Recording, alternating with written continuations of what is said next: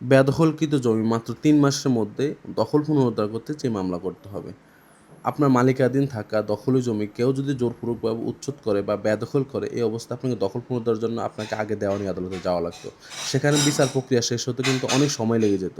এখন কিন্তু সেই পুরনো নিয়ম বদলে গেছে। ভূমি অপরাধ প্রতিরোধ প্রতিকার আইন ২০২৩-এর অধীনে প্রণীত বিধিমালা ২০২৪ অনুযায়ী মাত্র ৩ মাসের মধ্যে আপনার জমির দখল আপনি ফেরত পেতে পারেন। ২০২৩ সালের ২৮শে সেপ্টেম্বর গেজেট আকারে প্রণীত ভূমি অপরাধ প্রতিরোধ ও প্রতিকার আইন ২০২৩-এর আওতায় এবং ২৪শে অক্টোবর ২০২৪ সালে এর বিধিমালা কিন্তু প্রকাশ হয়ে গেছে। এই বিধিমালা অনুযায়ী, এই ফরম্যাট অনুযায়ী আপনি এক্সিকিউটিভ ম্যাজিস্ট্রেট বরাবর আবেদন করলে আপনার বেদখলকৃত জমিটা আপনি ৩ মাস উদ্ধার করতে পারলে ৩ মাসের মধ্যে আপনার দখলটা ফিরিয়ে দেওয়া হবে। ভূমি অপরাধ ও প্রতিরোধ প্রতিকার আইন ২০২৩-এর ৮ ধারা অনুসারে আবেদন গ্রহণ করানোর ৩ মাসের মধ্যে নিষ্পত্তি করতে হবে। কোনো কর্মকর্তা এই প্রক্রিয়া গাফিলতি করলে তার বিরুদ্ধে বিভাগীয় ব্যবস্থা নেওয়া হবে। এখানে কিন্তু স্পষ্ট বলা আছে আইনে।